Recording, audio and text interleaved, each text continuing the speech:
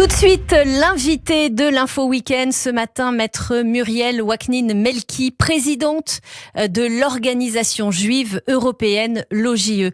Maître Muriel Waknin-Melki, bonjour. Bonjour Laurence Kahn.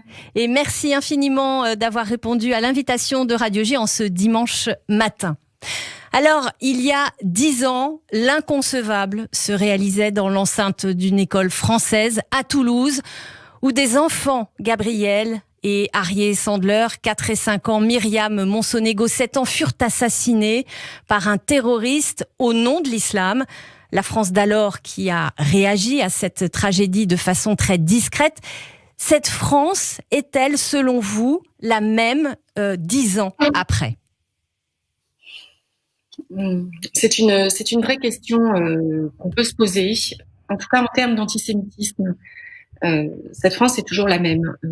Si ce n'est que peut-être plus de personnes nous ont rejoints pour combattre l'antisémitisme un peu partout en France, que ce soit dans les prétoires, que ce soit dans les médias, que ce soit dans les actions. Nous n'avons pas constaté, bien au contraire, de baisse d'actes antisémites à caractère antisémite. Et en matière de lutte contre l'islam radical, c'est peut-être un peu différent. Il y a peut-être une prise de conscience un peu plus concrète, un peu plus efficace sur la lutte contre l'islam radical. Les mots se sont peut-être aussi un peu plus précisés sur cette lutte-là. On parle plus facilement de l'islam radical et des actes dramatiques qu'ils ont pu entraîner sur notre sol national et qu'ils continuent en fait d'entraîner dans certaines des actions qu'on a pu voir depuis 2012. Alors, est-ce qu'on a vraiment tiré les leçons de ce qui s'est passé en 2012 ? J'en suis pas certaine, parce que malheureusement, l'hypercacher, les attentats de Charlie Hebdo, l'affaire Sarah Halimi, l'affaire Mireille Knoll nous ont montré que nous n'avions pas réussi à combattre utilement, efficacement l'islam radical et l'antisémitisme inéluctable qu'il draine. Mais nous sommes là, nous sommes présents sur le terrain et nous sommes de plus en plus nombreux à nous battre contre cela. Voilà. Alors, on commémore ce dimanche, comme tous les ans, les victimes de cette tragédie absolue. Quel sens donner à ces commémorations aujourd'hui et que faire pour qu'elles ne restent pas un acte figé ? Alors, le sens à donner, je pense que, en tout cas, moi, j'y vois la possibilité de dire les choses, de les porter au plus grand nombre et d'avoir un écho médiatique qui permette à ceux qui, à l'époque, en 2012, n'avaient pas pris conscience, n'avaient pas pris l'exacte mesure de la gravité de ce qui venait de se passer, aujourd'hui, 10 ans plus tard, de savoir exactement. C'est le principal intérêt que j'y vois. Si ce n'est bien évidemment celui pour toutes les victimes de cet attentat, les familles, les amis, les dirigeants de l'école Ozar Hatorah Toulouse, d'être de nouveau écoutés, d'être de nouveau soutenus par ces manifestations. Ensuite, nous, à l'OJE, l'Organisation juive européenne, nous commémorons chaque semaine les victimes de Ozar Hatorah Toulouse, ou que ce soit les autres victimes, Sarah Halimi, Mireille Knoll, les victimes de l'hypercacher. Toutes ces victimes-là, nous les évoquons régulièrement devant les magistrats, devant lesquels nous plaidons semaine après semaine. Parce qu'il est important pour nous de montrer à chaque fois que même dans des affaires de provocation à la haine, il y a le spectre de l'acte criminel qui n'est jamais bien loin. Nous sommes convaincus, nous en avons parlé plusieurs fois sur vos ondes à Radio J, que les mots haineux s'impriment dans les esprits les plus faibles et qu'à un moment donné, dans certains esprits encore plus faibles que d'autres, ils conduisent au passage à l'acte criminel, comme ceux qui ont eu lieu en 2012 à Toulouse. Alors, lors du procès, vous défendiez avec maître Oudi Bloch, qui est vice-président de l'OJE, une professeure de l'école Ozar Hatorah de Toulouse, Stéphanie Cohen. J'ai envie de vous demander, à titre peut-être personnel et aussi bien sûr en tant qu'avocate, quel souvenir vous gardez de ces audiences et en quoi ces audiences vous ont-elles peut-être changé ?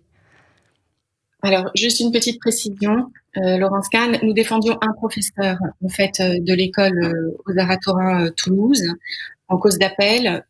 Stéphanie Cohen, elle, qui est l'une des avocates de l'OJE, plaidait à côté pour porter la parole du BNDCA. Oui. Faut le préciser. Vous pouvez me repréciser votre question? Oui, je vous posais la question de savoir quels souvenirs vous gardez de ces audiences, de ce procès. Qu'est-ce qui vous a marqué? Qu'est-ce que vous retenez 10 ans après? 10 ans après, ce que je vais garder en mémoire de ce procès, Oui.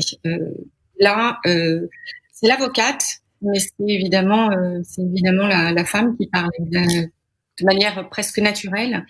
La chose qui m'a le plus marquée, ce sont tous ces enfants qui sont venus témoigner à la barre. Tous les enfants de l'école aux Arts à Torah Toulouse qui sont venus dire ce qu'ils avaient vu, ressenti, entendu ce jour-là. Je crois que c'est la première des choses, et c'est la seule chose finalement que je garderai en tête, la douleur, mais également la dignité, le courage, la solidarité, et tous ces jeunes qui étaient là et qui racontaient en fait ce qu'ils avaient vécu et comment à l'époque ils n'ont fait qu'un en fait au moment des faits. Et ça, je n'oublierai pas. Je n'oublierai pas leurs mots, je n'oublierai pas évidemment leur douleur, mais je n'oublierai pas ce qu'ils en ont fait.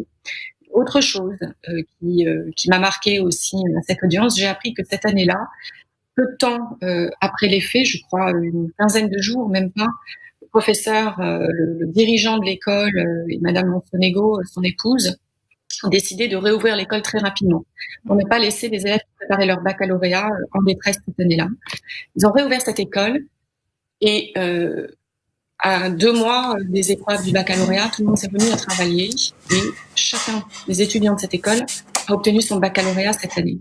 C'est l'information que j'ai eue pendant ce procès d'assises et c'est vrai que c'est quelque chose, aujourd'hui encore des années plus tard, je suis totalement admirative de ce courage, de cette capacité à surmonter et de cette abnégation de la part des époux Monsonego, les parents de la petite Myriam. Alors, maître Muriel Ouaknine-Melki, vous l'évoquiez, hein, depuis il y a eu bien sûr Sarah Halimi, Mireille Knoll qui ont succédé à Ilan Halimi. La justice a-t-elle évolué un tant soit peu dans le bon sens depuis toutes ces années? Est-ce qu'il y a de l'espoir pour qu'enfin... Il y a toujours de l'espoir. Bien sûr. De toute manière, la force de notre peuple, je crois, c'est de ne jamais baisser les bras, de continuer à avancer. Et est-ce que notre justice a évolué par rapport à ça? Elle évolue. Elle évolue de manière quasiment obligatoire. Parce que d'abord, il y a peut-être aussi une volonté politique derrière, avec des directives qui sont données à la chancellerie de faire avancer les choses dans une direction de lutte contre l'antisémitisme. Et puis, comme je vous le disais, je me réjouis depuis 8 ans bientôt qu'existe le JE, de voir que les associations se rallient et travaillent finalement de manière assez proche pour lutter contre l'antisémitisme et pour faire en sorte que notre justice évolue. C'est-à-dire que nous poussons les magistrats à entendre certaines choses et dans nos plaidoiries, rappelons, comme je vous le disais, tout ce qui s'est passé en France de dramatique en lien avec l'antisémitisme. Donc petit à petit, nous poussons les magistrats à prendre conscience, en tout cas à être obligés d'écouter ce que nous avons à dire. Et nous plaidons haut et fort. Vous le savez, vous aviez été à nos côtés dans plusieurs affaires. Et les avocats des autres associations, désormais, nous suivent aussi. Et tout cela me va parce que ça va dans la bonne direction. Et que de toute manière, il n'y a pas d'autre option. Il n'y a absolument aucune autre option que celle de poursuivre ce combat et de forcer nos magistrats à évoluer petit à petit. Alors, je vous dirais, est-ce que la justice est au rendez-vous à chaque fois? C'est non, évidemment non. Est-ce que les peines qui sont données sont suffisamment sévères? Non, puisqu'il y a des cas de récidive et nous les dénonçons à chaque fois. Et la récidive est quand même chose courante en matière de haine antisémite. Elle est quasiment systématique. Et tant que nous n'aurons pas de peine à la hauteur qui soit suffisamment coercitive, suffisamment dissuasive, malheureusement, nous avancerons plus lentement. Et pour ne vous citer qu'un cas que nous avons plaidé cette semaine encore à l'OJE, maître Stéphanie Cohen, justement, plaidé cette semaine contre Mbala Didier Denis, oui. Il en est à sa 22e condamnation.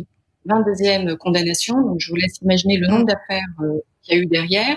Et il n'a toujours pas fait un seul jour des 3 années de prison qui lui ont été décernées au mois de juillet l'an dernier. Voilà, donc c'est ça aussi la difficulté à laquelle nous nous heurtons, et nous y travaillons, sans relâche. Maître Muriel Waknin-Melki, merci infiniment d'avoir réagi sur Radio J, donc à ces commémorations d'Otzara Torah, 10 années après. Je rappelle que vous êtes la présidente de l'Organisation juive européenne.